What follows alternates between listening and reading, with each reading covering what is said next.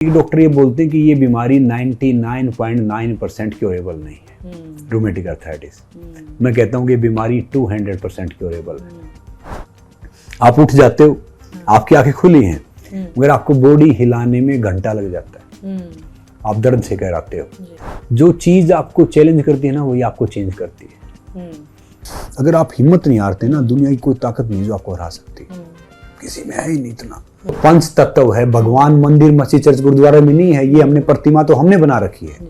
योग खाली योग करने से कुछ नहीं होगा आपको, वो जीवन स्तर भी वैसे ही अपनाना पड़ेगा योगी वाला, तब जाके उसका फायदा मिलेगा।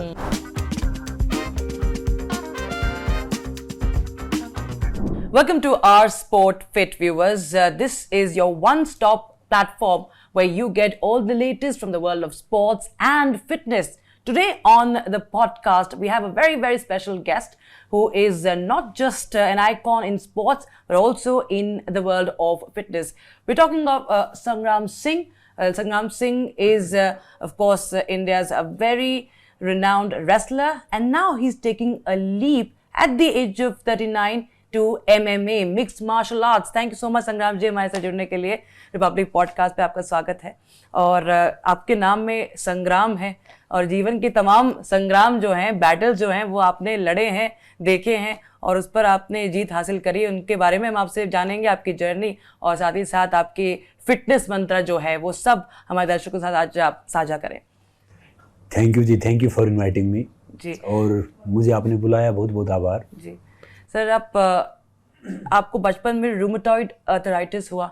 ये ऐसी कंडीशन होती है जहाँ पर किसी का चलना उठना बहुत दिक्कत की बात होती है। वहाँ से आप स्पोर्ट्स में जाते हैं, रेसलिंग में जाते हैं, और आज आप फिट इंडिया एम्बेसडर बन जाते हैं। ये ज़रा हमें बताएं कि ये कैसा रहा जर्नी। देखिए, क्या है कि मोस्टली मैं एक बहुत हम्बल फैमिली से आया हूँ। मेरा जन्म हुआ हरियाणा में, एक छोटा सा गांव पड़ता हमारा मदीना, अब थोड़ा बड़ा हो गया गांव। तो जब मैं पैदा हुआ तो आम बच्चों की तुलना में थोड़ा कमज़ोर था। फिर जब मैं 3-3.5 साल का हुआ तो मुझे पैरों में दर्द स्टार्ट हो गया। फिर ये धीरे धीरे दर्द यहाँ तक आया, घुटनों तक आया, घुटनों से फिर वो आगे आया। तो फिर धीरे धीरे एक टाइम ऐसा आ गया था कि मैं अपने हाथ से अपना मुंह धो सकता था। फिर खाना कम हो गया, फिर स्टोव पे आ गया, फिर घर वालों ने यहाँ दिखाया, वहाँ दिखाया, इधर उधर। तो क्या था कि फिर वो जर्नी ऐसी थी कि डॉक्टर ये बोलते हैं कि ये बीमारी 99.9% क्योरेबल नहीं है, रूमेटिक अर्थराइटिस। मैं कहता हूँ कि बीमारी 200% क्योरेबल है। कोई ऐसी बीमारी है ही नहीं कि जो क्योरेबल नहीं है, या कोई ऐसी बीमारी है ही नहीं कि जो क्योरेबल नहीं है, ठीक नहीं हो सकती। बाकी वो हमारे माइंड के ऊपर है, कि हमारे रूटीन के ऊपर है। जैसे कैंसर है, शुगर है, बीपी है, टीबी है, अर्थराइटिस है, जॉइंटिस है, ये बीमारी नहीं होती, लाइफस्टाइल डिजीज होती है। जब हम उल्लू बनते हैं तो बीमारी ऊपर आ जाती है। उल्लू का मतलब पता है क्या होता है? रात भर जागना। फिर जब हम ठीक ठाक होते हैं तो चली जाती हैं। और आजकल के जो बच्चे हैं वो उल्लू ही हैं। वो कहेंगे कि जो नए बच्चे हैं, आई एम पार्टी एनिमल। फिर वो पार्टी एनिमल 40 के बाद चलते फिरते फिर केमिस्ट बन जाते हैं। 4 बजे खानी है, 7 बजे खानी है, 8 बजे खानी है।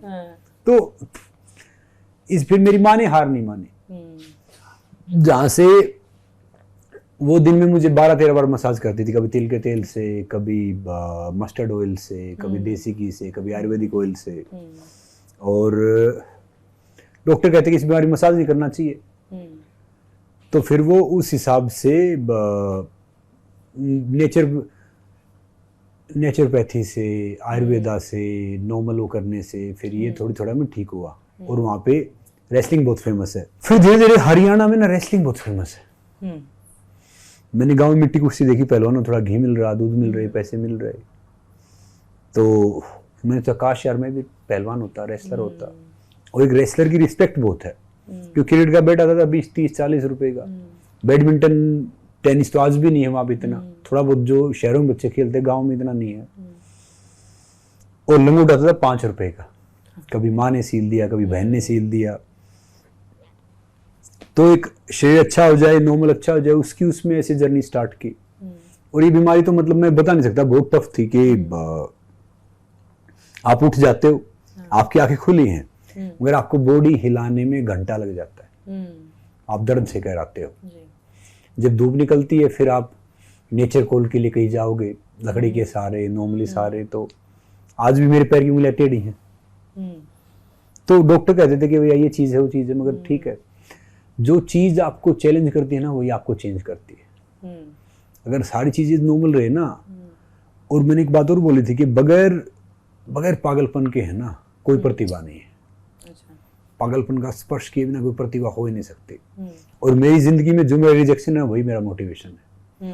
मैं खड़ा नहीं हो सकता था, रेसलर बना। बोल नहीं सकता था तो मोटिवेशनल स्पीकर बना। बहुत शाय था, टीवी पे आया, फिर रिजेक्ट किया गया, फिल्म करने जा रहा हूँ। तो मेरा ही मानना ये है कि जिंदगी एक है, एक अपॉर्चुनिटी है, वो आपके ऊपर है कि आप इसको किस तरीके से वो करते हैं। मैं जहां जाता था मैंने हर ताने को ताली बनाया है। वो कहते हैं ना कि तारीफें दिन बनाती है और ताने जिंदगी। तो सब ऐसे मजाक उड़ाते थे सब, और खासकर रिश्तेदार हैं, दोस्तों कहते थे I am there for you, I am there for you. कोई किसी के लिए होता नहीं, वो सबसे ज्यादा मजाक उड़ाते थे। तो अब मुझे कोई क्रिटिसाइज करता है या कोई कुछ बोलता है ना, मैं उस चीज को पॉजिटिव लेता हूँ। मैं बोलता हूँ कि ये तो अपना खास आदमी है, क्योंकि आजकल इतना फास्ट जिंदगी है, फास्ट लाइफ है, किसके पास टाइम है। कोई हमारे बारे में सोच रहा, आत्ममंथन कर रहा, तो हमारा कितना खास है, तो हमें उसको तो पास रखना चाहिए। और जैसे कबीरदास साहब ने कहा कि निंदक को उसको पास रखना चाहिए, वो तो भैया साबुना काम करता है, साबुन हाथ भी धोता है, मैल भी उतारता है। तो वही है। तो वही कहते हैं कि ठोर खाकर ठाकुर बनते हैं। तो वहां से स्टार्ट किया, धीरे धीरे धीरे धीरे अब जहां फुटबॉल की तरह है। ये इंसान का जीवन एक फुटबॉल की तरह है कि यहाँ से लगी वहां पहुंच गई, वहां से लगी वहां पहुंच गई। कोई विरला होगा कि पहली किक में गोल में पहुंच जाते हैं, नहीं तो कई बार तो 30-30 मिनट इधर से उधर पैरों पे रहते तब जाके गोल होता है। तो लाइफ भी वही है। बाकी फिर वहां से सीखा, वहां से देखा कि भैया जिंदगी का क्या है कि जिंदगी देने का नाम है, लेने का नाम नहीं। जीवन एक धारा की तरह है, अगर आप बेहतर है ठीक, अगर रुक गए तो सड़ जाओगे। अभी भी आपको जिंदगी काफी कुछ दे रही है, और मुझे लगता है कि आप हिटिंग 40s और आप ट्रेनिंग अभी भी कर रहे हैं, अभी भी आप फिट हैं। और अब आप MMA फाइट आपकी होने वाली कुछ ही दिनों में, और एक पाकिस्तानी ओपोनेंट है आपका, तो पूरे देश की नजरें रहने वाली, सरहद के उस पार भी इस पार भी, और एकदम ब्रॉडबस्टर मुकाबला जो है वो होने वाला है। तो कैसी तैयारी चल रही है आपकी? ये आपने सोचा कैसे कि मैं अभी भी कंटिन्यू करूंगा, ट्रेनिंग करूंगा, मार्शल आर्ट्स में जाऊंगा? वैसे हमारी एज तो देखो 40 से ऊपर ही है, क्योंकि अब गांव में जैसे पूछा मेरी माता जी से, एक बड़े रिनाउंड एस्ट्रोलॉजर लगाओ या वो नंबर बताते हैं, जो नंबर मिलाते हैं, क्या बोलते हैं उसको? न्यूमरोलॉजी। हाँ, न्यूमरोलॉजी। हम तो पता नहीं, क्योंकि तो उसने फोन किया, बोला मेरा गेस्ट बन के आ जाओ। मैं चला गया, उसके दोस्त है, मेरा नाम लूंगा तो फिर वो कहेगा कि भाई मेरा नाम ले दिया। तो उसने जन्म कब हुआ था, मैंने कहा भाई फोन कर लो। उसने मेरी मदर को फोन किया, माता जी को, तो कह रही थी बड़ा आसान है, बारिश आ रही थी, घर में खीर बनी थी, शाम टाइम था। तो पहले तो ऐसे ही होते थे कि भाई फसल कट रही थी या ट्रेन आ रही थी, दूसरा सीजन के साथ, तो वही होता था। तो गांव में देखता हूँ तो जो मेरे आसपास वाले हैं वो बड़े बड़े हो गए हैं, तो बच्चे बड़े बड़े हो गए, किसी की शादी हो गई, तो देखता हूँ। बाकी मैं जिंदगी में 2 ही काम करता हूँ, वर्क या वर्कआउट। अच्छा। तीसरा काम ज्यादा करता नहीं हूँ, वही है। और मैं प्योर वेजिटेरियन हूँ। तो मैंने देखा कि अभी रेसलिंग से मुझे जुड़ने का मौका मिला था। मैं रेसलिंग फेडरेशन ऑफ इंडिया का पहला ब्रांड एम्बेसडर था 2014-15 में। तो अभी रेसलिंग बहुत फेमस थी, कुछ 2-3 साल से, मतलब पिछले साल तो बहुत फेमस रही। ब्रिजभूषण जी का हुआ, फिर जो हमारे जो रेसलर्स हैं, जो युवा रेसलर्स हैं, उनका कुछ हुआ।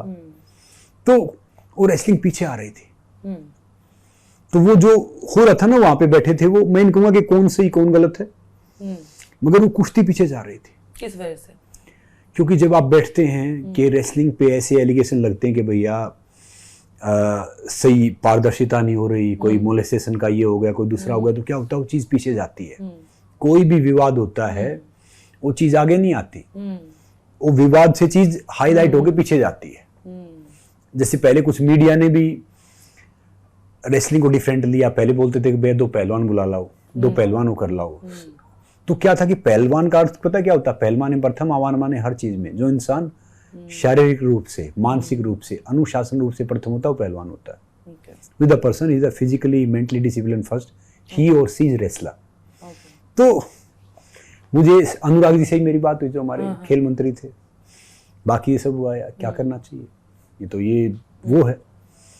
अब मैं चुपचाप सुन रहा था, देख रहा था दोनों साइड, क्योंकि मैंने बृजभूषण जी के साथ काम किया, ही वाज वेरी गुड। मैं क्योंकि कुश्ती के दौरान कुश्ती को बढ़ावा देने के लिए मुझे उससे अच्छा प्रेसिडेंट नहीं लगा अब तक का। अच्छा। मैंने बहुत प्रेसिडेंट देखे हैं, सबका अपना अलग अलग वो था। फिर बाकी ये बच्चे हैं जैसे बजरंग है, साक्षी है, विनेश है, मेरे सामने आई, मतलब ये जिनकी मैंने ग्रोथ देखी है। तो ये छोटे भाई बहन है, तो फिर मैंने सोचा कि मैं किसके लिए बोलूं, क्या बोलूं, मुझे खुद नहीं पता, मैं एमेच्योर रेसलिंग से काफी दूर हूं। तो फिर किसी ने, बहुत समझदारों ने बोला कि आपको रेसलिंग करना चाहिए, क्योंकि काफी पेरेंट्स अपनी बच्चियों को इनको रेसलिंग में डाल रहे हैं। अच्छा।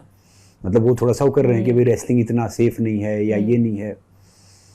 तो मौका मिला, फिर मैंने 7 साल बाद रेसलिंग किया। आप मानते रेसलिंग में प्रॉब्लम्स है? देखिए, आप पूरा नाम क्या लिखते हैं? रक्षिता मिश्रा। रक्षिता मिश्रा। देखिए रक्षिता जी, पता है क्या है कि प्रॉब्लम हर जगह और प्रॉब्लम कहीं भी नहीं है। वो कहते हैं मानो तो गंगा माँ, ना मानो तो बहता पानी। क्या होता है कि घास से कैसी हो, चश्मा हरा होना चाहिए, सब कुछ हरा हरा दिखाई देगा। तो कई प्रॉब्लम नहीं है, और कुछ ऐसी जगह जहां पे प्रॉब्लम है। मैं कहूंगा कि प्रॉब्लम है या नहीं है। जब मैं एक्चुअली एमेच्योर रेसलिंग करता था ना, आज तो देखो कोई मेडल आता तो वो करोड़पति बन जाता है। मुझे आज भी याद है, जब मैं 2005 में सीनियर वर्ल्ड रेसलिंग चैंपियनशिप में जा रहा था, मेरे पास वीजा फी के पैसे नहीं होते थे। हम सुबह से शाम तक वीजा फी का इंतजाम करते थे। 500 रुपये आपसे मांग रहे हैं, 500 उनसे मांग रहे हैं। उस टाइम यूरोप की वीजा फीस होती थी 3,500-4 हज़ार रुपये। बाहर जाते नहीं थे। मेडल छोड़ दो, टारगेट ये होता था इंडिया रिप्रेजेंट कर लिया, नौकरी मिल जाएगी, बहुत बड़ी बात है। और किसी को इंग्लिश नहीं आती थी, कुछ नहीं आता था। अब तो कोई ओलंपिक में मेडल आए, सरकार ने भंडार खोल रखे, खजाने खोल रखे, आप 100 करोड़ का इंसान बन सकता है, कितने ही कर लो। तो फिर मैंने रेसलिंग किया, क्योंकि मुझे याद है कि सुशील मॉडर्न रेसलिंग को आगे लेके आए थे। और मैं, सुशील, योगेश्वर, हम सब एक जगह ट्रेनिंग करते थे, छत्रसाल स्टेडियम में। मैं दिल्ली पुलिस अखाड़े में से रहता था, वहां से जाता था मैं। और मैं पहला रेसलर था, मुझे मौका मिला, मैं रेसलिंग को अखाड़े से 5 स्टार लेके आया। जब मैं शो करना स्टार्ट किया, मैंने टीवी करना स्टार्ट किया, पब्लिक पहचानती थी क्या किया। वो रेसलर जो बिग बॉस में आया, डांस के शो में आया, उसमें आया, क्योंकि क्रिकेट वाले तो उनके अचीवमेंट्स हम पता है, बाकी स्पोर्ट्स का नॉर्मल है। तो फिर मैंने करना स्टार्ट किया, जैसे ये मैंने किया, तो उससे बहुत वो मैच बहुत थोड़ा बड़ा हुआ, नॉर्मली हुआ। फिर मुझे वहां पता चला कि भाई एमएमए एक ऐसा स्पोर्ट्स है, एमएमए, यूएफसी, ये सब जो वर्ल्ड का बहुत पॉपुलर स्पोर्ट्स है। इवन मेरी बहन का लड़का, भाई का लड़का। जब मैंने उनसे बात किया तो मैंने देखा कि वो एमएमए के हर स्टार को जानते हैं। रेसलिंग से कोई मतलब नहीं, उनके सिर्फ 2 फेमस हैं, 2 चीज को जानते हैं, फर्स्ट सोकर, सेकंड एमएमए। तो और मैं किसी को जानता नहीं था। मैं मौका मिला, मैंने कहा चलो इस एज में, जब आप 40s में जाके, मैंने कहा नाक वाक ये सब तो बचा लो भैया, पहले टूटा पड़ा, रेसलिंग में चोट लग गया था। फिर मैंने कोशिश किया कि मान लो इंडिया में ये कॉम्बैट स्पोर्ट्स अभी बच्चे तो कर रहे हैं काफी, मगर नामचीन कम कर रहे हैं। अगर मान लो मैं इसका जरिया बनता हूँ, मुझे मौका मिलता, तो ढेर सारे बच्चे इसमें अपना करियर बना सकते हैं, अपनी लाइफ आगे लेके जा सकते हैं। तो फिर मैंने चुना। और पहले तो समझदार थे नहीं, अब थोड़ी सी समझ आई है। तो भैया मेरा मकसद ये रहता है कि मैं एक बात सोचता हूँ कि मेरा देश महान, तो मेरा क्या योगदान। इवन आपसे 2 घंटा पहले मुझे एक बड़ी सी गुटखा कंपनी वालों ने अप्रोच किया, सिर्फ मुझे 2-3 पोस्ट डालने के 45 लाख दे रहे थे सोशल मीडिया पे। अगर मैं उनके साथ ऐड करता तो करोड़ों रुपए दे रहे थे। तो फिर मैंने उनको बड़े हम्बल तरीके से बोला कि भैया मैं तो गुटखा है या कोल्ड ड्रिंक है या तंबाकू है या वाइन है या सिगरेट है, बैटिंग है, मैं प्रमोट करता है नहीं। देखो 2 रोटी खाने जाए 3 बात करे 2 से 1 पे आ जाएंगे। अब मैं ढेर सारे देखता हूँ, मैंने कोल्ड ड्रिंक ऐड तब छोड़ा था, तब अकाउंट में 920 रुपए, तब मैंने करोड़ों का ऐड छोड़ा था। अब तो फिर भी चलो 2 रोटी चल रही है। मैं ना कभी पैसे के लिए काम नहीं करता हूँ, पैशन के लिए काम करता हूँ। अब फिल्म में मुझे ढेर सारे रोल आते हैं नेगेटिव, सुपरस्टार के अगेंस्ट, अपोजिट या बाकी उसके। तो मैं क्या करता हूँ कि मैं देखता हूँ, मैं रोल छोड़ देता हूँ, जो नेगेटिव हो या नोटेबल नहीं हो या कुछ हो। मेरा मानना ये है कि जो काम करो ना, ऐसा काम करोगे भाई आप 10 साल बाद बैठ के देखो तो आपको प्राउड फील हो कि मैंने कुछ काम किया था। और एक सुपरस्टार है वो वन ऑफ द क्लोज है मेरा, उसने मुझे एक स्क्रिप्ट सुनाई अपने घर पे ऐसे ही बैठा के हम बैठे, संग्राम ये शुड डू। मैंने कहा तो बड़ा अच्छा है। फिर मैं करता क्या है, बोला टेररिस्ट है, बच्चे उठा लेता है। तो फिर मैंने कहा कि भाई साहब मैं इस टाइम बिजी हूँ, बोला आपके अनुसार कर लेंगे। अब मैंने सोचा एक वो दंगल मैंने फिल्म छोड़ी थी जिसमें आमिर खान की कुश्ती में हारना था, वो न्यूज बाहर चली गई कि फ्रंट पेज कर दिया। मैंने कहा वो तो बुरा माना है, भी बुरा मानेगा। तो मैंने इसको कहा कि मैं थोड़ा बिजी हूँ। फिर मैंने कहा कि मेरा लक्ष्य सिर्फ एक्टर बनना नहीं है, या मेरा लक्ष्य सिर्फ रेसलर बनना नहीं है, या मेरा लक्ष्य मोटिवेशनल स्पीकर या फिलैंथ्रोपिस्ट बनना नहीं। मेरा लक्ष्य क्या है कि मैं किसी भी तरीके से अपने देश को आगे लेके जाऊँ, वो मेरा लक्ष्य है। क्या मैसेज सेंड कर रहा हूँ, क्या मैसेज सेंड कर रहा हूँ। तो मैंने उसे मजाक में लिखा कि भाई हम तो हीरो पैदा हुए थे, हीरो ही मरेंगे। तो नॉर्मली, हालांकि उसने बोला कि अगर ये फिल्म करते तो आपको 10 फिल्में और मिलेंगी, कैरियर आगे जाएगा, तब मैंने बात बोली थी। तो मेरा मानना ये है कि जो आपका सेल्फ रिस्पेक्ट है ना, या बिलीव है, हम जहां से आए मैं कभी काम नहीं मांगता किसी से। मैं सोचता हूँ कि जरिया पैदा करोगे, काम दो। एक रिनाउंड कास्टिंग डायरेक्टर था, उसने एक बार बोला कि भैया इसको तो एक्टिंग का पता ही नहीं, और एक्चुअली पता ही नहीं था। फिर बाद में पता चला कि ये तो सब दुकानदारी खोल के बैठे, एक्टिंग को किसी से सिखा ही नहीं सकता। एक्टिंग आपका अनुभव होता है, आपकी लाइफ होती है जो आप सीख के आए हो। मैं श्याम बेनेगल साहब के साथ कुछ करने वाला था, हमने 3 साल लगाया। एक इंडिया के फर्स्ट ओलंपिक मेडलिस्ट की बायोपिक करने वाले थे, केडी जादव साहब की। तो वो किसी कारण गई नहीं, मैंने सीखा बहुत उनसे। एक्टिंग नहीं करना, एक्टिंग होती है। किसी दूसरे की जिंदगी जियो तो आपको एक्टिंग करना पड़ता है। फिर मैंने अपनी आवाज़ पे काम किया, बाकी काम किया। अब जो मुझे वो कहते थे ना कि इसको कुछ नहीं आता, आजकल वो मुझे कहते एक सेशन कर दो, ये कर देंगे, एक सेशन कर दो। तो मेरा मानना ये है कि अगर आप हिम्मत नहीं हारते ना, दुनिया की कोई ताकत नहीं जो आपको हरा सकती, किसी में है ही नहीं इतना। और मैं एक बात हमेशा बोलता हूँ कि भैया ये दुनिया का इतिहास है ना, उन चंद पागलों की देन है जिनको अपने आप पे भरोसा था, और ये दुनिया उन्होंने बदली है जिनको दुनिया वाले कुछ करने के लायक समझते ही नहीं थे। तो जब आपका लक्ष्य सही होता है ना, तो आपको कोई महत्व नहीं रखता भैया आलोचना, विवेचना, प्रशंसा या कोई कुछ करे, कोई महत्व नहीं रखता। बस लक्ष्य सही होना चाहिए। काम का क्या, काम तो दिमाग भी करता है, दिन रात करता है। वो दिमाग काम करता है ना, वो काम करता है विनाश के लिए। हम भले ही थोड़ा काम करें, हमें निर्माण के लिए काम करना चाहिए, समाज के, देश के। आप ये जिस तरह से कह रहे हैं पागलपंती होती है, मैडनेस जिसे कहते हैं अंग्रेजी में, there is a method in madness, ये भी कहावत है। एक उसके लिए भी एक तरीका होता है, इसके पीछे बहुत कुछ जाता है।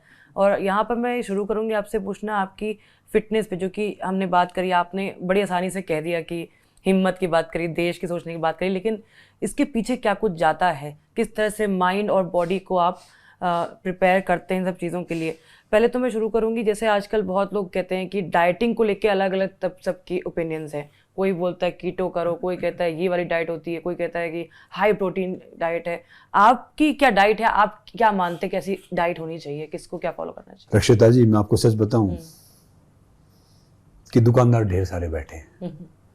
वो कहते हैं ना कि कभी जो संत फकीर है वो संगमरमर के मकानों में नहीं मिलता, तो देसी की कभी बनी दुकानों पे नहीं मिलता। समझ रहे हो ना? तो क्या है, ये डाइट, वो डाइट, तीसरी डाइट, चौथी डाइट। अब मैं कैसे समझाऊं जो मेरे युवा दोस्त हैं, सब हैं, कि भैया ये शरीर है ना, नेचर से चलता है, साइंस से नहीं चलता। ये प्रोटीन, विटामिन, ये कैलोरीज लिखने वाले तो मेरे जैसे अनपढ़ आदमी होते हैं, उस पर चिपका देते हैं कि इसमें इतना हाई प्रोटीन है, ये प्रोटीन, दूसरा प्रोटीन है। आजकल के बच्चे क्या करेंगे, मान लो कोई पिज्जा खाएंगे, बर्गर खाएंगे, कोल्ड ड्रिंक पियेंगे, ओ माय गॉड ये कैलोरीज 1000 कैलोरीज मैंने ले लिया। ट्रेडमिल पे जाएंगे, आई हैव बर्न 1200। अब कैसे समझाऊं कि वो उसका कोई सेंस ही नहीं है बनने का, कुछ है ही नहीं। तो जितने हैं ना सब दुकानदार बैठे हैं, किसी को हेल्थ का एच नहीं पता, सच बता रहा हूं। ट्रेनर होंगे मोस्टली, आपको सिक्स पैक बनाएंगे, जीरो साइज कर देंगे, वेट घटा देंगे। ताकत बनाने का किसी को पता ही नहीं। ताकत बनाने के लिए साधना करनी पड़ती है। Fat to fit, fit to athlete. तो क्या है, जब आप ताकत बनाओगे ना तो आपका साइज भी घट जाएगा, सब कुछ कम हो जाएगा। वो एक्सरसाइज करवाओ तो उसकी। तो ये डाइट, वो डाइट मैं बताऊं, ये शरीर इतना कैपेबल है हमारा। अगर आप खुश होके सूखी रोटी प्याज भी खाओगे चबा चबा के, कसम से सारे विटामिन प्रोटीन पूरे हो जाएंगे। दुखी होगा कितना क्या है। और शरीर ना एक मशीनरी वैसी है। मान लो आप प्रोटीन लो, हाई प्रोटीन, मैं हाई प्रोटीन दूध लेता हूँ, घी खाता हूँ, आजकल मैं 200 ग्राम की कंज्यूम करता हूँ, 150 से 200 ग्राम मिनिमम, देसी गाय का, सफेद गाय का। नहीं मिले तो जो घर का बना हुआ ले लेता हूँ। मैंने अभी खाना खाया, खाना ना दिन में मैक्स टू मैक्स 3 बार खाना चाहिए, मैक्स टू मैक्स। चाहे वो स्पोर्ट्स पर्सन है, चाहे वो आम इंसान है, चाहे दूसरा है। नहीं तो 2 टाइम खाना चाहिए, मैं 2 टाइम खाता हूँ। देखो एक आयुर्वेदा में कहावत है, 1 टाइम खाई योगी, 2 टाइम खाई भोगी, 3 टाइम खाई रोगी। मगर क्या है कि वो चलो चलेगा नहीं, आप 3 टाइम खा सकते हो। अब क्या होगा, एक मंडी देखी आपने, मंडी, उसमें लाला जी बैठे रहते हैं, हिसाब किताब लगाते रहते हैं, जलेबी लाना, कचौरी लाना, ये करना वो करना। वो 5 केजी बट्टा नहीं उठा सकते। एक जो मजदूर होता है ना, वो 4 दिन से मांग के लेता है, 100 केजी बोरिया उठा के डालता है। तो अगर आप ज्यादा खाओगे ना, तो ये उतना ही तेजाब बनाएगा शरीर, उतना ही काम करेगा, उतना ही सब कुछ करेगा, तो ये धीरे धीरे मशीनरी डाउन हो जाएगी, एग्जॉस्ट हो जाएगा। अब बाहर का प्रोटीन आप ले लो, अब आपकी सैलरी है 5 लाख रुपए, मैं आपको 10 लाख रुपए दूंगा, आप तो काम थोड़ी करेंगे, आप तो आराम से घूमेंगे, आराम से सोएंगे, आराम से वो करेंगे। ऐसे ही ये ऑर्गन है, अगर हमने बाहर से सब कुछ दे दिया तो भैया अंदर वाले काम करना बंद कर जाएंगे। मतलब बॉडी को ट्रेन करना, बॉडी को। अब मैं कैसे समझाऊंगे भाई, इतना प्रोटीन खा ले। प्रोटीन वो होता है कि एक्सेस करो आप, एक्सेस वर्कआउट हो गया, एक्सेस ये सब हो गया, तब आप प्रोटीन खाओ। ये दूध पियो, गर्म दूध पियो, हल्दी डालो, घी खाओ। या तो विदाउट डेयरी वाली, डेयरी बॉयकॉट हो रहा है, कई लोग कहते हैं डेयरी नहीं खाना है, दूध हटा दिया मैंने। अब रक्षिता जी अगर ये मेरे आज जाए ना, तो मैं इनके चपेट मारूं, बताओ। डेयरी ये जो नहीं करूँ, कहाँ की ताकत बनेगी? जो हमारा जलवायु है, जो भारत की जलवायु है, या ये है दूध और घी के बिना। अब बताओ, दूध नहीं पिएंगे तो बताओ गाय कहाँ रहेंगी, भैंस कहाँ रहेंगी, कोई रखेगा? नहीं रखेगा। ये कहेंगे बछड़े का है, कटड़े का है, तुम ये इन पे तो वो कर रहे हो। ये बहुत लंबी बहस है। मैं वेजिटेरियन हूं, तो क्या है कि दूध पियोगे ताकत आएगी। दूध से क्या है, दूध से दही बनती है, दूध से घी बनता है, दूध से पनीर बनता है, दूध से प्रोटीन बनता है। अरे वही चीज पी लो ना, ये फालतू की वो करते रहेंगे। लेकिन ये भी प्रॉब्लम हो रही है, बहुत मिलावट है, दूध इंजेक्शन वाला है। देखो दूध वाला सुनार, दूध वाला सुनार, और एक और बताया कोई चीज मैं भूल गया, ये मिलावट तो करते हैं। एक बार मेरे गांव में एक सुनार ने अपनी माँ का हार बना दिया, अपनी खुद की माँ का हार बना दिया। सोए नहीं, 3 दिन हो गए, नींद ही नहीं आए। उसकी माँ ने पूछा, बेटा क्या हुआ? बोले माँ मैंने हार में खोट नहीं डाला, खोट यानी उसमें मिलावट नहीं किया। तो बोले अच्छा, तो उसने रात को ही बोले इसमें कुछ कर दे, तो उसको नींद आई। ये पानी मिला ले चल जाएगा, मगर कई बदमाश तो क्या होते हैं, सोडा मिला देते हैं, कुछ करते हैं। अब मैं देखता हूँ कुछ ये सब्जी वाले हैं, उसमें इंजेक्शन लगा देते हैं, किसी फ्रूट में लगा देते हैं। देखो उसको तो क्या है कि आपको ऑर्गेनिक को करना पड़ेगा। जैसे बहुत से कहते हैं ना, जैसे माई फैमिली डॉक्टर, भैया कि अपना फैमिली किसान ले लो, अडॉप्ट कर लो उसको, वो मेरे हिसाब से बहुत बेहतर रहेगा। तो फैमिली डॉक्टर से इन सब छुटकारा मिल जाएगा। इसका तो समाधान है नहीं। अगर सही ओरिजिनल चीजें लेनी है तो ये ज्यादा बेहतर है। और जैसे कहते हैं ब्रेकफास्ट लाइक अ किंग, और जो कि डिनर है सबसे लाइट होना चाहिए, इसमें आप मानते हैं? देखिए मेरा मानना है कि ब्रेकफास्ट आप हैवी करेंगे तो दिन में आपको पचाने का टाइम मिल जाता है। लंच भी अगर आप फिर ठीक करते हैं तो फिर पचाने का टाइम मिल जाता है। डिनर में क्या होता है कि डिनर स्किप नहीं करना चाहिए, हम करते हैं और जो सीधे सो जाते हैं ना, फिर वो एसिडिटी बनाएगा, आपको फैट बढ़ाएगा, बाकी चीज करेगा। डिनर करके थोड़ा सा वज्रासन में बैठो, थोड़ी देर टहलो, तो फिर वो डिनर कामयाब है। बाकी क्या है कि बात सही है, सुबह ज्यादा खाओगे तो पूरा दिन मिल गया आपको, दोपहर हो गया तो भी उन्होंने किंग कर दिया या क्वीन करो या कुछ भी करो, वो एक डिफरेंट है। मगर क्या है कि आयुर्वेदा के हिसाब से भी क्या चीज है कि जो एक ये जो भारतीय संस्कृति है ना, ये सबसे प्राचीन है और बहुत साइंटिफिक है। मुझे मौका मिला है तो गीता, बाइबल, कुरान मैंने सब पढ़ के देखा है, थोड़ा थोड़ा पढ़ा, मतलब इतना ज्ञाता नहीं हूं मैं। पहले होते थे पंडित, पंडित माने विद्वान, आजकल होते पंडित, पंडित माने मूर्ख। एक मात्रा हट गई ना, विद्वान पंडित में, पंडित माने मूर्ख हो जाता है। तो हर इंसान वो पंडित है जो आधा ज्ञान लेके फिर वो ज्ञान सेपरेट करता है। आजकल के बच्चे देखता हूँ 20-25 साल के, ये 6 पैक बनाओ, ये दूध नहीं पीना चाहिए, प्रोटीन होना चाहिए। मैं देखता हूँ कि भैया जितनी इन बच्चों की उम्र है ना, इतने तो मेरे रेसलिंग करते हो गए, मेरे 30 साल तो रेसलिंग करते हुए हो गए, 30-32 साल। तो मैं वही बात कह रहा हूँ कि भाई स्पोर्ट्स, मैं गुरुकुल में पढ़ा हूँ थोड़े दिन, मैंने बाहर के कोचेज देखे हैं, ढेर सारी ट्रेनिंग की है, ढेर सारी बीमारी देखी है लाइफ में। तो मैं निचोड़ बता रहा हूँ, जितना वहम रखोगे ना, कुछ देखो अहम का तो कुछ बीमारी का इलाज हो सकता है। जो कहते हैं कि भैया आंखों का ऑपरेशन हो सकता है, मगर जो आपका जो सोच वो हो जाए ना, दृष्टि आप दिखा सकते हो, मगर जो आपकी जो चेंज हो जाए ना अंदर वाली, उसका क्या करोगे आप? समझ रहे हो? ये दिमाग और छाता है ना, अगर आपने नहीं खोला तो बोझ है, आप ले घूमते रहोगे। खोल लिया तो आपको बारिश से, धूप से, सबसे बचाएंगे। तो अब कहते हैं कि जैसी दृष्टि वैसी सृष्टि। तो वो हमारे ऊपर है कि भैया आंखों का तो आप ऑपरेशन करवा सकते हो, नजरिए का ऑपरेशन कहां से करवाओगे, कैसे होगा? तो ऐसे ही ये है, इनको आधी नॉलेज पता, आधी नॉलेज में वो सब करते हैं। प्रोटीन खाना ठीक है, मगर प्रोटीन को तरीके से खाओ। मैंने कहता कि प्रोटीन खाना गलत है, तरीके से खाओ। प्री वर्कआउट, पोस्ट वर्कआउट, मैं कह रहा हूं कि ये बहुत नुकसानदायक चीज है। प्री वर्कआउट लेना तो मैं बताता हूं ना, सर्दियों में गर्म पानी लो, उसमें थोड़ा सा शहद डालो, सिप सिप करके पीते रहो, वर्कआउट करते रहो। गर्म में तो एक लीटर पानी लो, उसमें 4 नींबू निचोड़ो, थोड़ा सा आपने सेंधा नमक डाला, थोड़ी सी खांड डालो या चीनी डाल लो, और नेचुरल ग्लूकोज होगा, उसको सिप सिप करके पीते रहो। प्री पोस्ट इससे क्या बेहतर होगा? ब्लैक कॉफी ये सब, ये जो अंग्रेज तो चले गए, जाते जाते हैं ना वो कूड़ा करके ढेर छोड़ गए। कॉफी है, सिगरेट है, शराब है, ये कहाँ की कौन सी ब्लैक व्हाइट? कॉफी पीनी तो आप एक काम करो, पानी गर्म करो, हल्दी वाली चाय पियो। हल्दी डालो, कच्ची उबालो, और उसमें गुड़ डाल लिया आपने, तो वो सेहत को भी लगेगी, फायदा भी देगी। ये मैं ब्लैक कॉफी नहीं पीऊं तो ये हो जाओ, माय गॉड, कॉफी पीने से दिन हो जाए। कौन सी एनर्जी, कौन से भारत के इसलिए कौन से वो करते हैं जी कॉफी पीने से? कोई मुझे पूछता ना चाय लोगे कॉफी लोगे, पता क्या कहता हूँ, बीमार थोड़ी भैया। अब डॉक्टर कहने से या डॉक्टर कहने से कि भैया ये थोड़ी कि वो हेल्दी हो जाएगा, फिट हो जाएगा। अब पता है क्या है कि आई रिस्पेक्ट ऑल डॉक्टर्स, क्योंकि वो डॉक्टर देखो जान बचाते, भगवान के समकक्ष होते हैं। हमें भी कई बार क्या होता है कि हम कहीं चले जाते हैं, हम दवा इनकी ले लेते हैं। मगर एक बात याद रखो कि जो भी चीज है, कुछ भी है, नेचर के पास इलाज है। और जैसा हम खाएंगे ना वैसा होगा मन, जैसा पिएंगे पानी वैसे निकलेगी वाणी, जैसी संगत वैसी रंगत। तो एक डॉक्टर होगा, वो बैठा होगा, 70 बीमारी लेके बैठा होगा, पूरा दिन फाट मारेगा, आपकी बीमारी डायग्नोस करता रहेगा। समझ रहे हो? आपको ये कभी भी बॉडी चेक करवा लो, इतनी बड़ी बॉडी, कुछ तो ऊपर नीचे मिलेगा ना। तो हर रोज अपना खून निकलवाने मत भागा करो भैया, सबको बोलता हूं, चेकअप करवाओ, चलो जरूरी है, ठीक है, बॉडी बता देगी, सिम्टम बता देंगे। देखो 6 महीने में, साल में आपने चेकअप करवाया, अच्छी बात है।